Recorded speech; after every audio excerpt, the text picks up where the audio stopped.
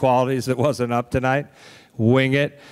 Thank you, love you all, and make sure we do something with this last hour. Okay, huge thank you to our panelists. I do want to reiterate, I think one of Andrew's points of how fortunate we are in Northern California, the wealth of experience and people that we have access to. NorCal has historically brought in a lot of people from the outside. You know, we've brought some top tier clinicians, people like Franz. But part of what I'm trying to do with our club development seminars and some of this work going forward is tap the knowledge we have in the room already. So there's some of you that we're going to be reaching out to for future seminars, webinars, resources, things like that. So this is half of it. Thank you very much. This was more on the technical side. The second half, and I'm going to read Phil's kind of direct intro for you.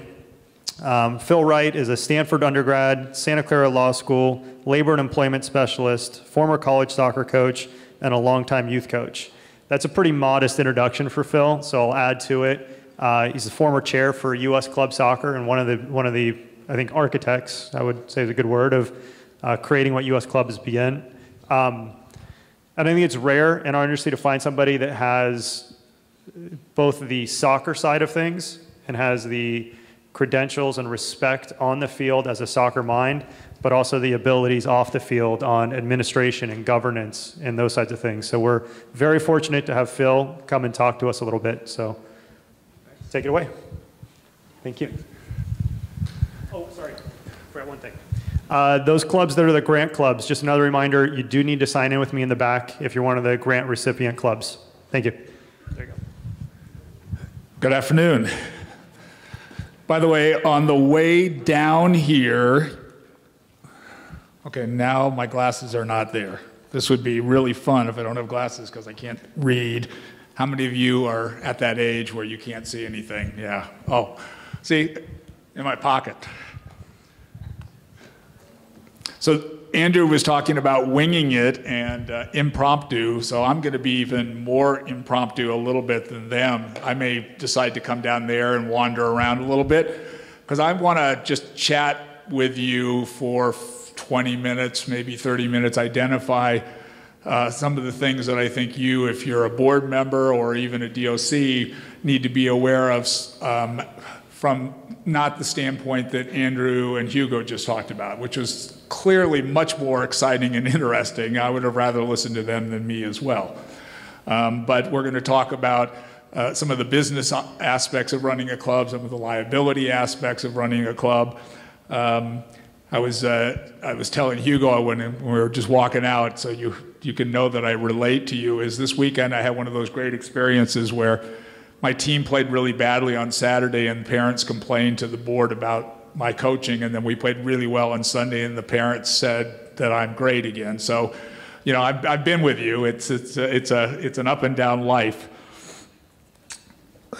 So I'm going to talk about, maybe if this will stay up here, I'm going to talk about 4 basic things that I think are really important for board members, club presidents, DOCs to be involved with from a non-tactical, technical, on-the-field standpoint. First, the business aspects of running a club, different parts of running the club from a business standpoint. And we'll talk a little bit about risk management, some of the issues you need to be aware of to make sure that I'm a lawyer, so I can tell you it's not so you won't get sued because anybody can sue anybody, but it's so you actually have a chance of prevailing when you get sued. I'm going to talk about working with public entities because most of you, unless you have your own complex, have to deal with a city or a park and rec district or a school district.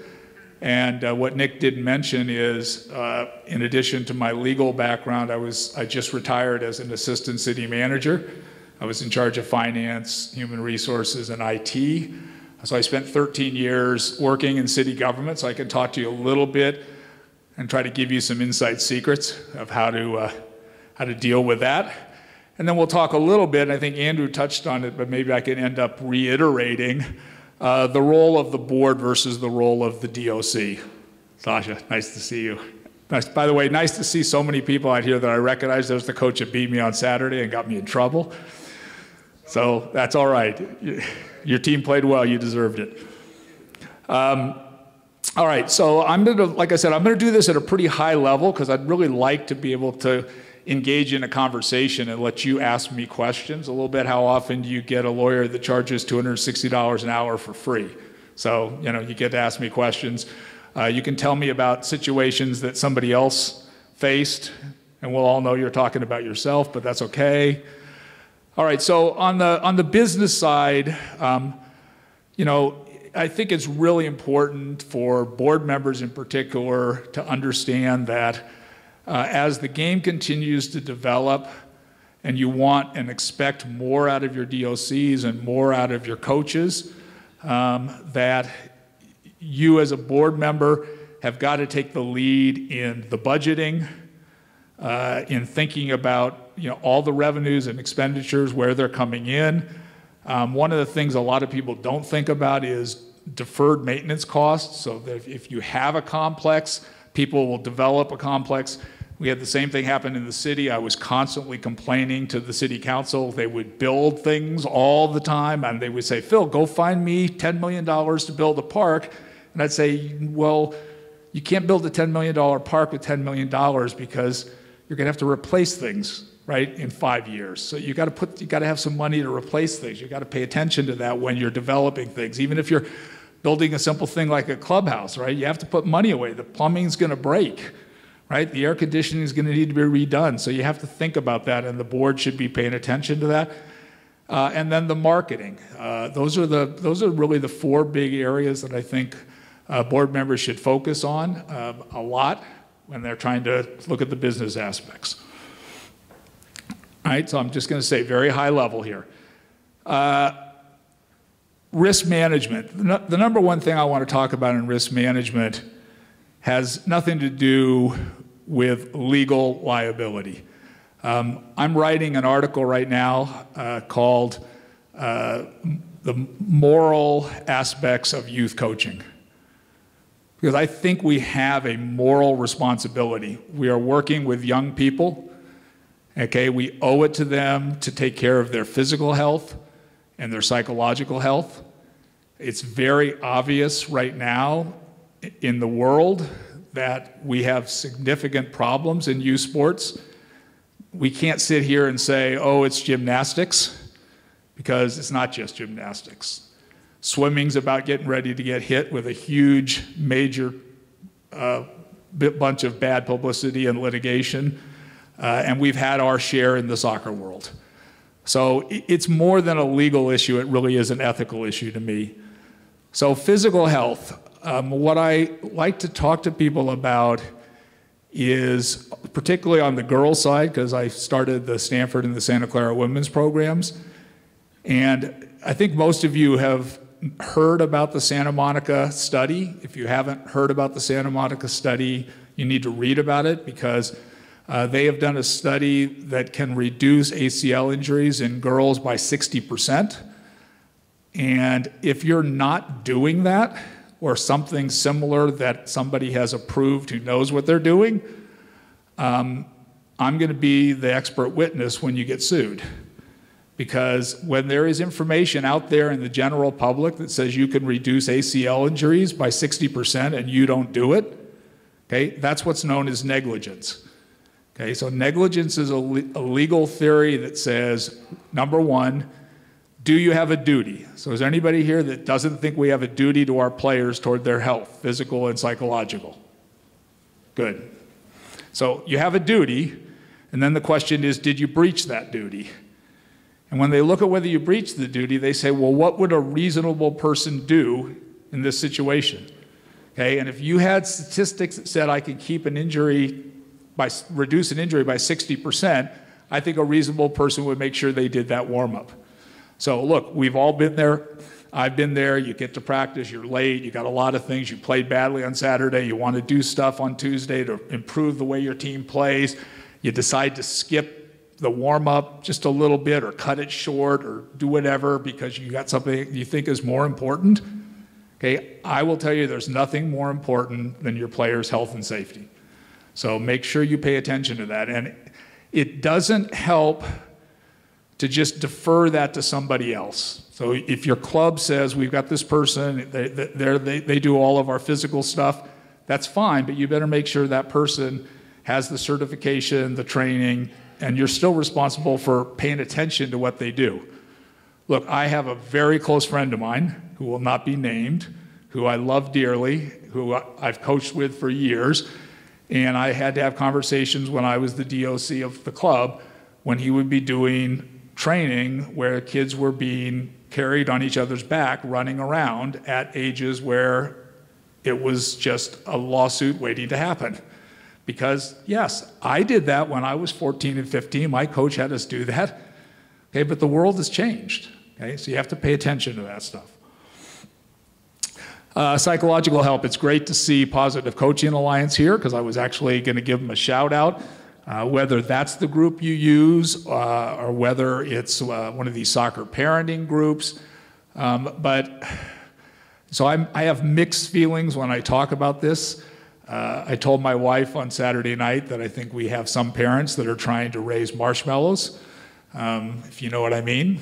And they don't want their kids to ever learn any lesson, and they want every coaches to coddle them and be soft.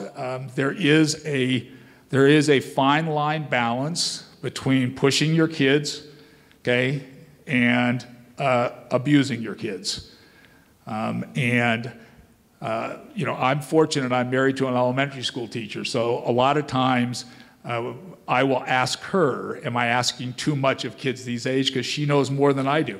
So if you have coaches in your club that are elementary school teachers, or you got parents that are psychiatrists, psychologists, counselors, you know, use the experts that are out there to try to get a sense of, you know, what can a kid at under 10s take versus under 12s versus under 14s versus under 16, and the difference between maybe male and female players. So be careful in what you do. When I stopped being the DOC, I was coaching 16s usually, and I took an under 12 team. And so I hadn't coached 12s in a long time, and my wife came out to watch me coach, and afterwards she said, "Phil, what are you doing?" And I said, "What do you mean?" And she goes, "You're never that nice to your players." And I said, "Well, they're under 12s." And she goes, "Well, yeah, you can be nice to them, but they can do more than you're demanding, and you need to demand more. You just have to do it in a different tone of voice and in different words." So for example, if you say to an under 10 player, "Hey, not bad today," you know what not bad means to an under 10 player? They clean their room maybe or something. It's not an under 10 player. You need to high five them. You need to tell them, "That was great. That was a great practice today. That's the way to go." You need to be enthusiastic.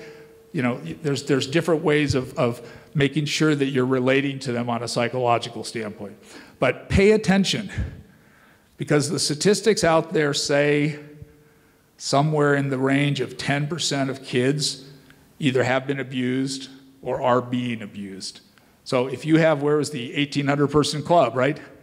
So if there's an 1,800 person club and it's 10%, that's a lot of kids in that club that are having some issues.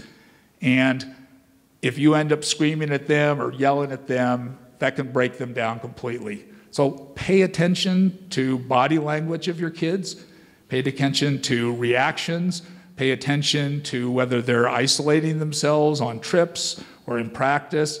Okay, again, it's not, I don't think you're going to likely get sued in this area. It's just about the ethical obligation we have to all of our kids to pay attention.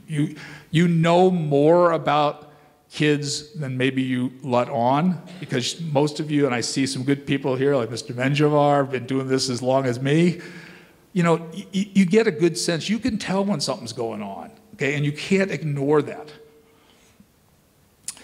Obviously, they're the obvious things to the board members, making sure we have quality background checks. I think those of you know that at U.S. Club Soccer, your registration fees went up, and they went up for two reasons. They went up because we improved our background checks substantially with a company that's much better, because we thought, you know what, I don't care.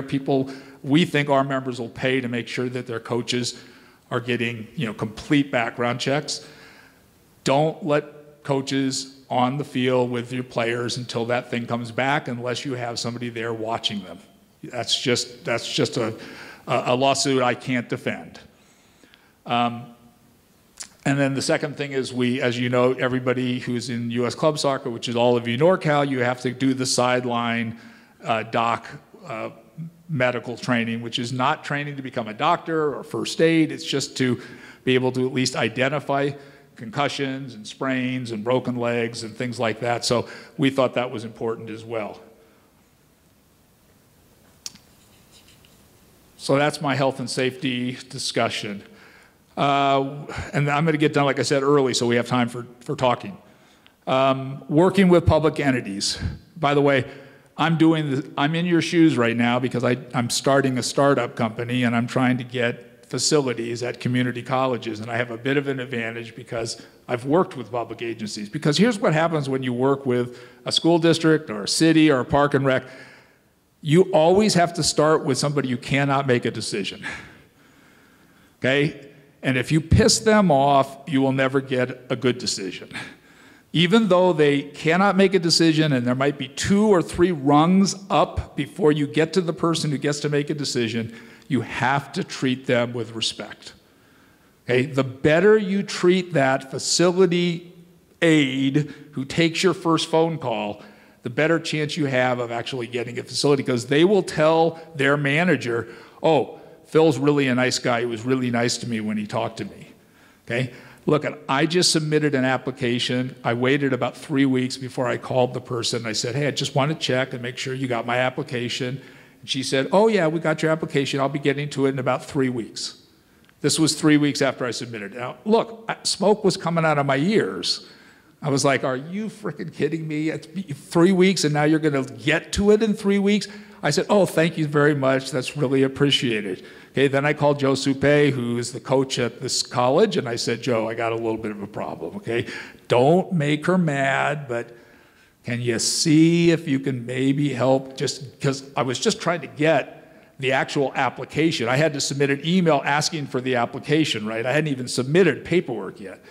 So, you know, you just have to be very careful in how you deal with it, because you're always going to start with somebody who can't make a decision.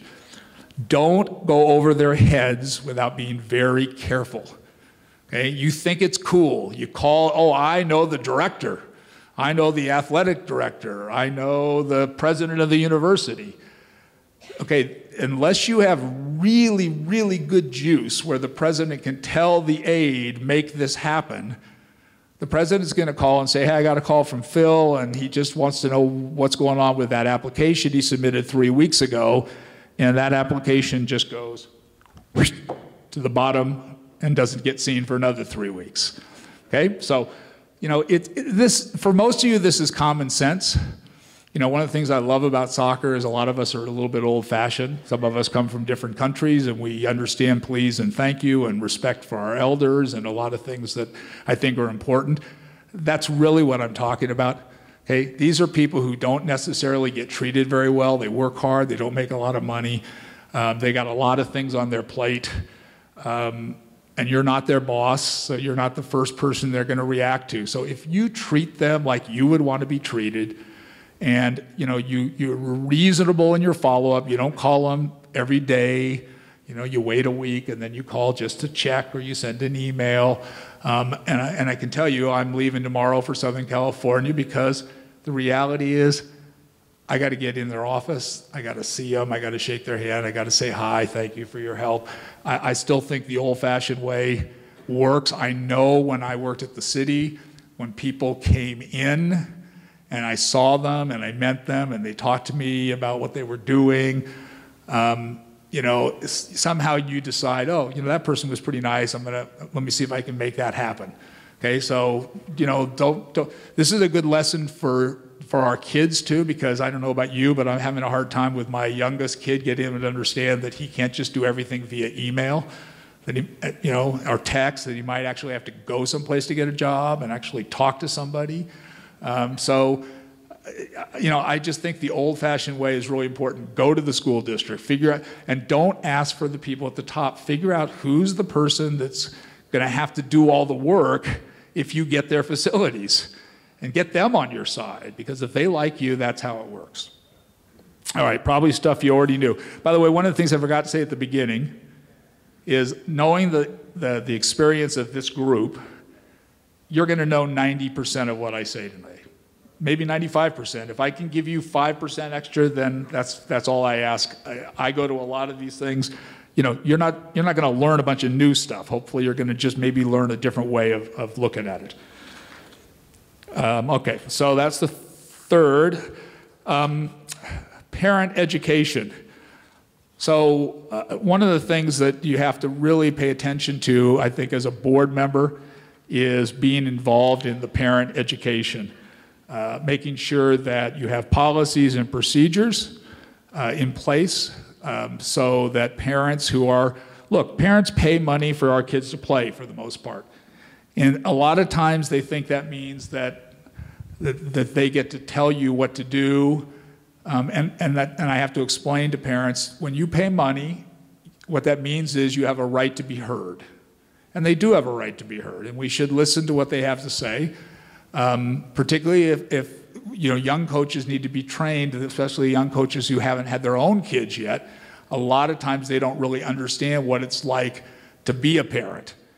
Believe me, when I had run 2 different clubs before my son ever played his first competitive game. And when he played his first competitive game and I was sitting as a parent, it took me about 5 minutes to go, wow, this is harder than I thought it was going to be.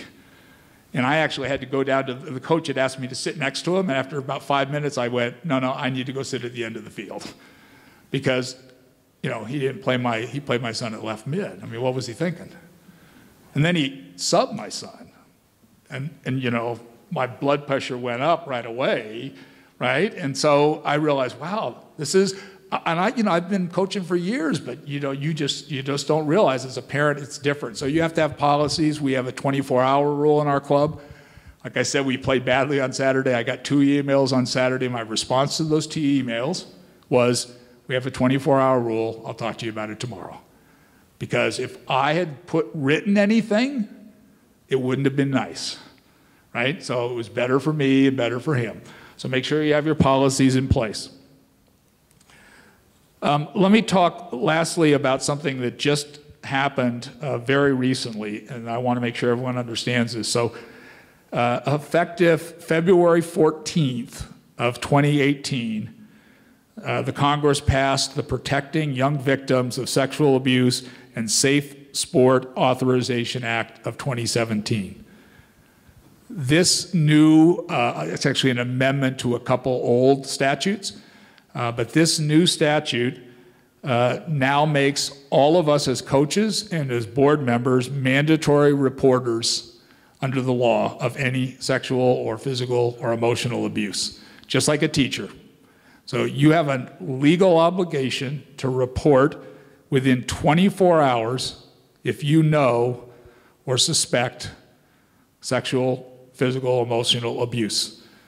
Again, I think he had an ethical obligation before this law, but obviously the situation with the gymnastics has really risen this to the forefront when you find out, that people suspected for 15 years and 15 years worth of young girls got sexually abused because nobody said anything. And I know we all sit there and go, yeah, well, that was an extreme case, but we just don't want that to happen in our clubs, in our NorCal League, in our country. So pay attention to that. There are criminal penalties involved if you do not report. There are civil penalties, and by the way, the criminal penalties is new based upon this new act. The civil penalties have now been changed. The typical statute of limitations, now I'll use my legal term, so a statute is the time period in which you have to file a complaint. Normal statute of limitations are either 1, 2, or 3 years. In this particular situation, they're now 10 years because they realize a lot of times young people get abused and they don't even know they were abused for 4 or 5 years. Toby, nice to see you. So there's a 10-year statute of limitations. It requires the national governing bodies of every single sport in the United States to develop training, practices, policies, and procedures to prevent the abuse of minors and amateur athletes. And they have a separate entity called the U.S. Center for Safe Sport, which is an independent organization. So I would just encourage you, there's going to be materials. There was an email that just came out from U.S. Soccer. I'm sure there'll be stuff coming out from NorCal. If we weren't already aware of it, we should be very aware of it now. When I talk about policies and procedures, let me just mention a couple other really quick. Really important to have policies and procedures to try to avoid situations where you have young players alone with one person ever. You know, one of the things I implemented in the club that I ran for years was, you know, there's no individual one-on-one meetings, particularly in hotel rooms, particularly boy coaches, you know, with female players, ever. Okay, and you know, I think there's some of these rules that you just have to make absolute with no exceptions, because you'll always get somebody going, oh, you know, this player really wanted to talk to me. You know, I've got a really close relationship. I know her family. Whatever the excuse is, there's no excuse for meeting with the player one-on-one, just none. You know, as a lawyer, when I worked for the city, I wouldn't meet with employees one-on-one ever. I never met with an employee one-on-one. And I had employees that were really, really, you know, good friends of mine. But if I was having a personnel discussion with them, I had somebody there with me, just to verify that I didn't yell and scream at them or swear at them or whatever happens. And so I think that should be a strong policy in your club. That's what team managers can help with, another parent can help with, another coach can help with. Just have somebody with you at all times. So that's, I think, just one of those really important ones. And I think the 24-hour rule is the other one that, you know, I'm not a great believer. Those of you who coach, you know, I think you know if you coach, you try not to have a ton of rules with your team, right? Because you can't remember the rules then. So I only had a few rules, maybe 2 or 3 basic rules for my team. You know, you're ready to start play 30 minutes before. You can show up an hour before. You can show up 31 minutes before. If your shoes and socks and shin guards aren't on 30 minutes before, you're not playing first half. Couple other basic rules, right, that I had. Contact me if you're going to miss practice, blah, blah, blah. Not a lot, because I couldn't remember very many. The older you get, you can't remember any of them, so just keep them really short. Same thing when I ran clubs. I didn't have a lot of rules for my coaches and my parents, but I did have, you know, the rules I had, I enforced. And so the 24-hour rule, I cannot tell you how many times coaches got in trouble because they didn't follow the 24-hour rule, right? They thought, I know this parent likes me, this is going to be fine, it'll be a good conversation, and the conversation starts out, and guess what? It starts out fine, right? Parent says, I don't understand why you pulled my kid, and you have a conversation, you tell them why, and then they say, well, what about this other kid? And you start to get a little irritated, and you say, I'm not going to talk about this other kid, I'm going to talk about your kid, and then they say something else, and then you say something else, and then they say, you're an idiot, and you say, well, so are you, and it just goes downhill. So I think that's one of those rules that, you know, I use this rule with one of my coaches who was a very close friend of mine who I gave a team to, and another close friend who coached for a different club called me and said, Phil, I just played against your under-17 team, and they are dirty as hell. And I said, okay, you know, thank you. So I went and watched them play, and they were dirty as hell. They were really out of control, and I was shocked because that's not, you know, typical. So I called the coach, and I said, look, I just watched your team play, and they are way over the line in their physical play, and, you know, we have to do something. And he started to have a conversation with me, right? And I said, no, 24-hour rule. Call me tomorrow. And when he called me the next day, he said, Phil, you know, thank God you did that, because I was so pissed at you about what you said. And then I thought about it overnight, and I realized this team was really a bunch of wimps when I took them, and I've been really emphasizing, you know, playing hard. And you know what? I think a few of the players probably didn't quite know where that line was, and good point, and I'll back them off a little bit. But 24 hours earlier would have been a major problem. All right, questions? Anything else people would like to have me talk about? I wanted to keep it real general, fairly high. Let me just end with one thing real quick. I want to sort of emphasize what Andrew said. So I think it's really, if you are a board member here or you're a DOC, I think it's really important that you try to separate your duties.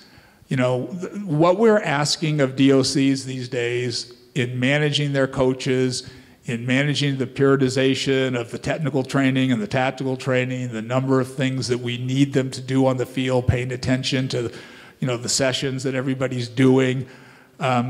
It's not reasonable to expect that they're going to be able to do your marketing and your website and run your tournament. And I know most clubs don't, but I think a lot of clubs still expect the DOC to do more than it's really capable of doing.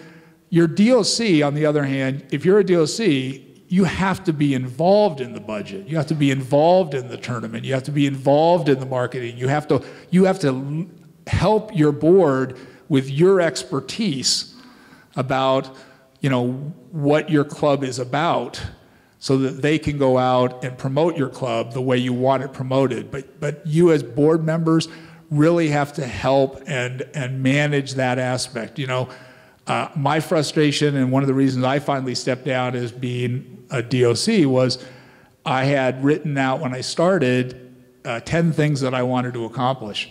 And we accomplished 9 of them really fast, but one of them was a field complex. And I was begging the board to focus on raising money to get a field complex built. And I had board members that wanted to focus on who was going to coach their son or daughter next year. And it just, you know, at one point I just, you know, I couldn't do that and raise money and figure out how to build a field complex while I had 28 coaches that I was trying to manage. And it just became very frustrating. Now I'm very happy that our club is about ready to open a complex now in about 2 months. So the new board has stepped up and doing the right thing. Then my last comment would be, if you're a current board member and if you're a DOC, try to keep retired parents, meaning parents whose kids have graduated from your program, in your club.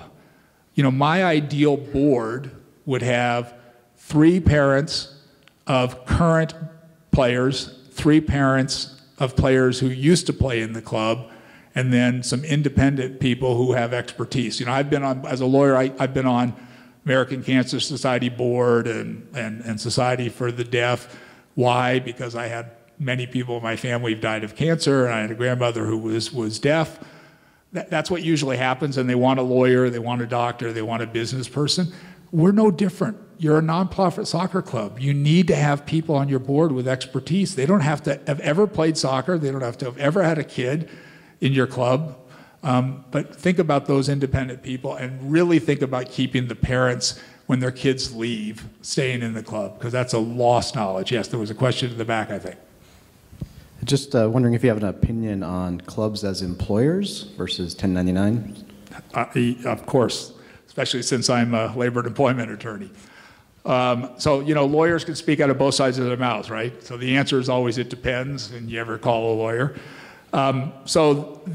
Look, independent contractors are supposed to make their own decisions about the method and the means of getting the task completed. If you bring somebody to your house to redo your kitchen, you know, you don't tell them how to do it. You tell them, I want my kitchen to look like this, and then they tell you how much it's going to cost, and then it costs more than they said, and you know, but they come in, they bring their own tools, and they get the job done, hopefully the way you want it done. So the problem we have in the soccer world is, when I talk to DOCs about running a club, I tell them, you absolutely need to control the way your coach gets the job done, right? You want to have some consistency in the way kids are training at 10s and 12s and 14s and 16s and 18s. Any educator will tell you that you can't change the way you teach every year and have the kids learn. They need to have some consistency. As soon as you do that, you really have an employee. Now, the flip side of that is soccer is already too expensive. And we're already losing kids because of the cost, and there's definitely a substantial increase in the cost when you have people who are as employees. So I think you have to, the way I would say is eventually we would like all of our soccer clubs to have all the key people be employees. That should be the goal, because the reality is if you want to have the club run properly, you need to have control over what the key coaches are doing in each age group. And then maybe you have independent contractor coaches coaching individual teams. The IRS uses a multitude of different tests, but really the test that they use the most is what's called the financial responsibility. So when you have a coach who coaches 3 teams and they have no other job, they're not an independent contractor. Okay? They rely on your club for their livelihood. And the IRS is not going to consider that an independent contractor. When I coached in the club and was paid $10,000, right, and I was making $150,000 as a partner in a law firm, it's pretty clear I was an independent contractor, right? I mean, I had other jobs. So we have teachers, we have doctors, we have business people, we have lots of people coaching in our clubs that have jobs that make good livings, and they just coach for a stipend because of their love of the game, and they might be independent contractors. But to protect even those people, we did some things to make it really look clearer to the IRS. So we used to give them balls and bibs and cones and all that stuff. We just increased their salary and told them to buy their own bibs and balls so that they brought their equipment themselves, right? So we did little things like that. Field assignments, we would say, here's all the fields, tell us which days you want to practice, right? And we had notes that sort of showed that they picked where they wanted to practice, but behind the scenes, we were saying, you got the 12s and you got the 13s, so make sure you practice at the same time. So I think at the end of the day, you can have coaches that are independent contractors. It's absolutely fine, but you're not going to be able to get them to do what you really need them to do, which is coach and do the things the way you want them to be done, because you can't. All you can do is control the end result. So we couldn't afford to have employees. So our coaching manual said things like, under 10s will work on the following technical things, right? The following tactical things. And we didn't tell them specifically how to do it. And they had to figure it out themselves. And the problem with that is then you get some really inconsistent teaching methodologies. So, that's the risk when you have independent contractors. If you treat them like true independent contractors, is you're going to have people doing different stuff that may be very inconsistent. And if you want to control them the way you should as a DOC, look, I was at Real Madrid. They had 5 drills that they used for passing from their 12s through their senior team. The same drills. And I was like, this is interesting. You're under 12s and you're under 20s and your senior team are doing the same passing drills, just, different spaces, less touches, right? And I said, why is that? And they said, we don't want the kids having to worry about the drill. This isn't a drill about learning the drill. How many times have we been out in the field where you spend 15 minutes trying to explain where the kids should go? They already know the drill. It's the diamond drill, it's the triangle drill, it's the Dutch square, whatever it is, right? They just get in the drill, they can focus, like Hugo was saying, on their technical skill. But as soon as you're telling the coaches, we're going to do this and this and this and this and this, they're not independent contractors anymore, right? Because they're not controlling the method and the means of teaching the skill. You're controlling it. So, yep. Any other questions? Everybody wants to get to social hour?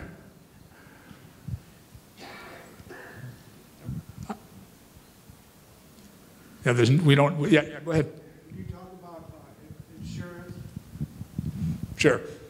So the question was about insurance. Look,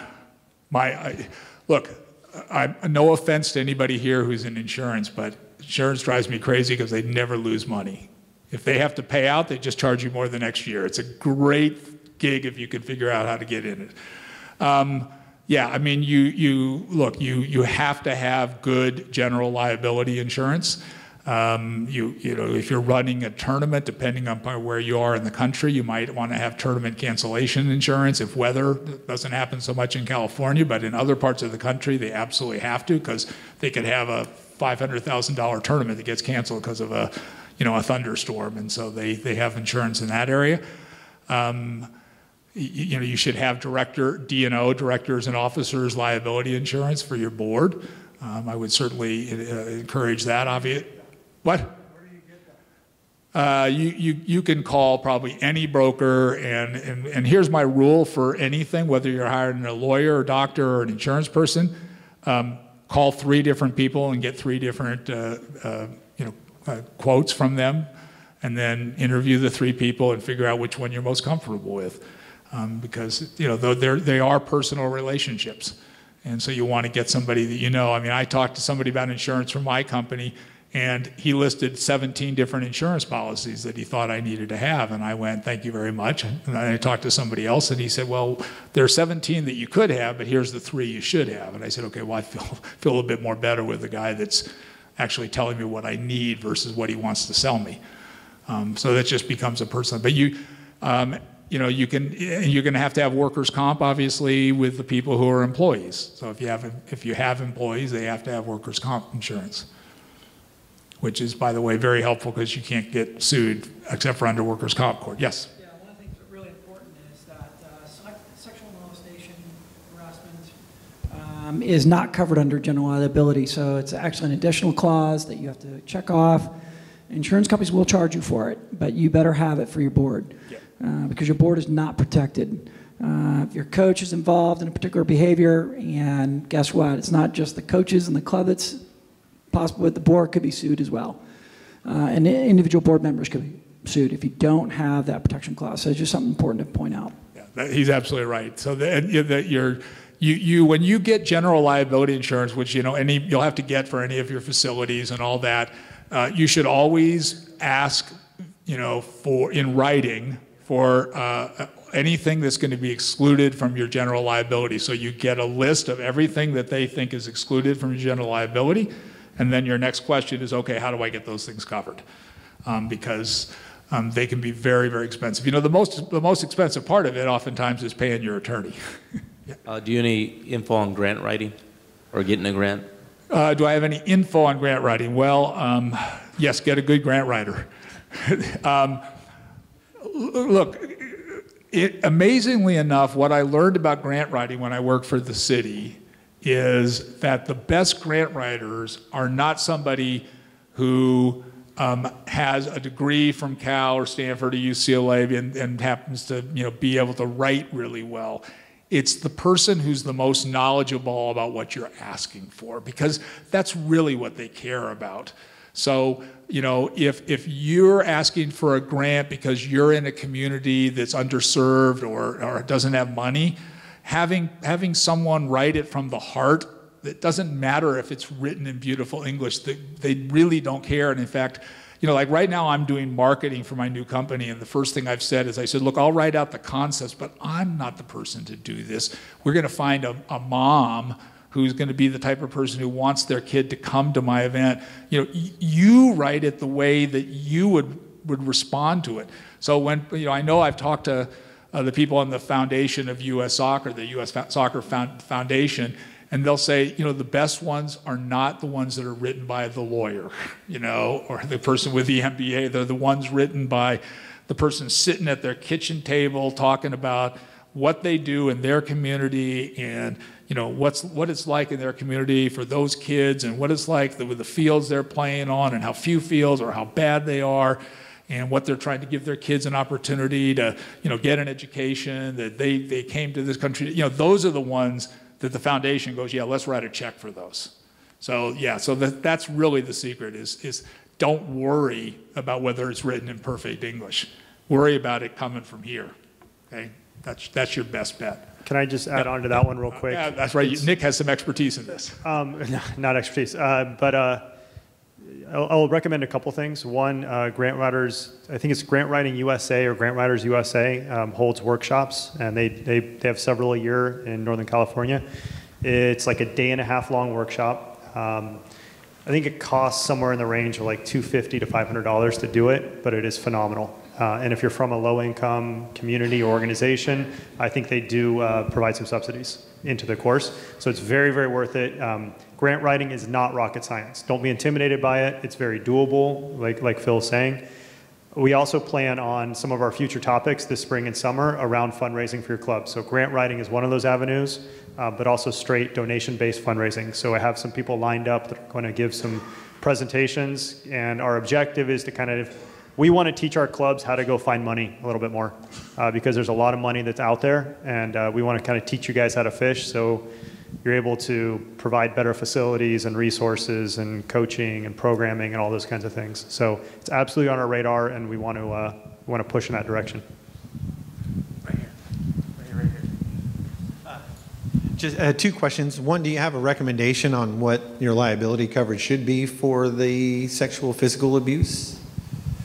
Probably $5 million. Okay. And then the second question, do you know, some of the schools, like I coach at a high school and I have to do the mandated reporter. Is that something that maybe us within our own club can have our coaches do to help with that? Is that something we can require them to do? Or does it even take into account what the club? Well, like I said, now it's going to be required by federal law. So I think that you're going to find that the Federation is going to be putting stuff down to the state associations, to NorCal, to US Club, to on hopefully exactly what has to happen. But I suspect that, you know, my wife's a teacher, so you know she's got to sign some forms. I think there's going to be policies and procedures and forms that we're all going to have to sign as coaches and as board members, because obviously the situation that just happened recently was sort of so horrendous that it's got everybody's attention. You know, look, good and bad laws are often created because of situations like that. I mean, that's just the reality. And so, like I said, I think ethically we've had this obligation forever, and most of us, I think, have taken it very seriously. Now we just are going to have, it's going to be formalized. I was going to make one other comment. You know, when I work with kids, I talk to them a lot about asking for help, you know, that older people actually like to help. And so I try to get kids in our club. If you want to be a doctor, go talk to a doctor. If you want to be a businessman, go talk to a businessman. You know, they really will. And I would say the same thing to those of you that are running clubs, and particularly where you've got a full-time job and you're a volunteer on the board and you don't have a ton of time and maybe you don't have the expertise. You know, you can talk to CPAs and accountants to help you with setting up your budget and setting up your profit and loss. And you can talk to people who are IT people about helping you with your IT stuff. You can talk to marketing people. If you ask people for help and you explain what you're doing, that you're working with kids, you'll be amazed at how much help you can get. People like to help people who are helping kids. And all of what you're doing is out there working with these kids and through soccer, helping them learn lessons that hopefully transcend soccer into life. And so when you hear somebody stand up here and say you need to talk about your marketing plan and your budget and you know, your CPA, and you need to have contracts or what, you don't have to do all that yourself. Just be comfortable going in and talking to people and saying, hey, I need some help. You know, in my whole career, when I've asked people for help, I've only had people say no like twice. Or sometimes they say, I'm just too busy, and then they refer me to somebody else. People like to help other people. Okay? You just have to ask them. They're not going to come knocking on your door and say, can I help you? So feel free to do that. Yep. I just want to add real quick to that answer on the mandated reporter. So actually, state of California in 2013 included paid youth sport coaches in their classification for mandated reporters. So state law, we've actually been mandated reporters for a while if you're paid at all. There is a website, Mandated Reporter CA, that provides a free training module. So if you're looking for something for your coaches, it's a free thing to have them go and do, and there's like, it kicks out a little certificate at the end that they went through the training module. I might have gotten that website a little bit wrong, but if you just Google that, you'll find it, and it's on there. It's pretty straightforward, and it's an easy thing to kind of have all coaches in your program do. A question? Yeah. Phil, you mentioned focusing or talking to retired players or parents of players to keep them involved with the club. I think one of the things that I've heard today, and I was in a meeting earlier with Chris Gilmore, who is overseeing the adult soccer. I think if we really start focusing on developing adult soccer within your clubs, you don't even need to focus on retired players, because then you're developing people that are members for life. So I think that is, the focus on adult soccer would really, really help clubs in general. And the community-based kind of feeding, community-based clubs, I think, is the key, including adult soccer. So thank you for your presentation; it was great. Yeah. By the way, and this is just my little pitch. First of all, I completely agree, Sasha. One of the things when we first started U.S. club soccer, the focus was sort of on the top-level clubs, and then we realized really quickly that we weren't going to change the game just focusing on that. That in fact, probably more important to focus on all of all the clubs that are out there, because great players come from all sorts of places. They don't just come from elite clubs anywhere in the world, and so we realized that, and then we realized we really need to focus on recreation soccer more, helping the kids at under 6s and 8s, because they need to be with people who are passionate about the game.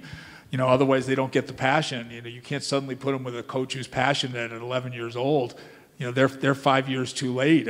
My kids are passionate about the game because if they wanted to hang out with Dad, they had to come into bed on Saturday morning because I was watching the games on TV, and that's how they hung out with Dad. So, and then we realized, okay, now we got to deal with adult soccer because we can't have these people leaving the club. So, I think what I'm talking about is you will have parents that'll get very involved in the game when their kids are young. Very typical. They'll volunteer to be the treasurer, be team managers, et cetera, et cetera. And so many of them just leave when the kid's 18, and they could still leave even if their son keeps playing. There's less of a chance, right?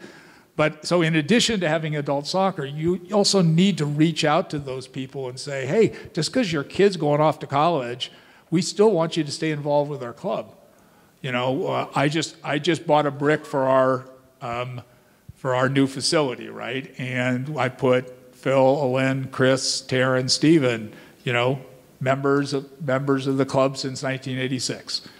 And, are proud members or whatever I said, I can't remember. But, that's what we want. We want people feeling like they're part of a club and they're part of that club even when their kids leave and go someplace else, and maybe they come back and play, maybe they go someplace else and they don't even live here.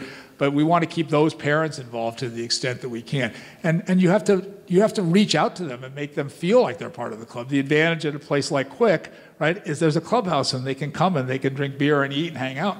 So those are things we have to try to develop in our clubs, places, that's why the field complexes are so important, and that's why having events are so important.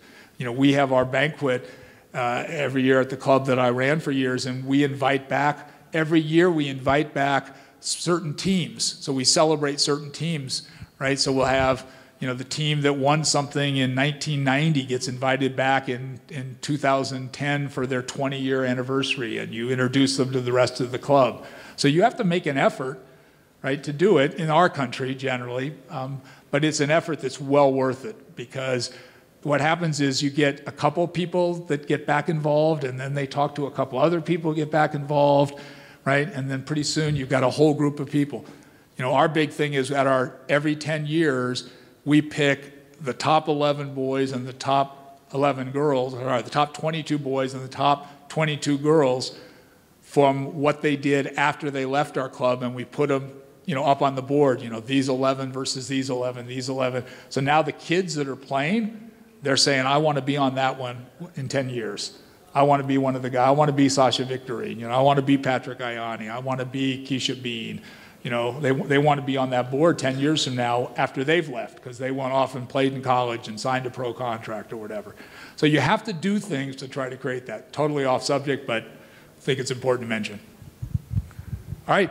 Thanks, everybody. I'll be around tonight, so feel free to come up and talk to me. Big round of applause, please. Phil, thank you. Nick, always. Just 2 seconds more of your time. Last reminder, if you're a grant recipient club, I do need you to sign in. And also, we will be holding more of this type of thing over the coming year. One of our objectives is to help make running your soccer club more effective, more efficient, more sustainable. All of you have dreams of what you want to accomplish with your clubs, both on and off the field. and we want to, help find avenues and ways and resources for you to achieve your dreams as a club, whatever they may be.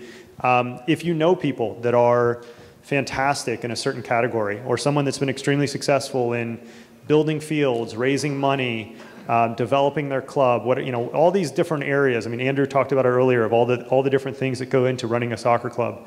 If you know people that are great in some very specific areas, please connect them to me, because we want to share that knowledge with our greater community and put on more of these presentations. These have been recorded, so we're putting these on our website.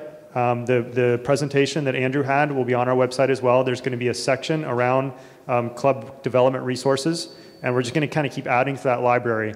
There's a lot of other materials, so kind of go on there and look. We want to save you a little bit of time, so you don't have to reinvent the wheel. So we're going to start putting on examples of different types of materials. I know one that we're working on right now is here's a parent contract that you can use as a template to take to parents when they join your club, and then throw your logo on it, edit it however you like, and there you go. There's a starting point for something that's an agreement with parents on how they're going to operate as part of your organization. So just things like that we're going to kind of keep adding to and then sharing with all of our membership. Thank you all very much. Hope you enjoy the rest of the AGM.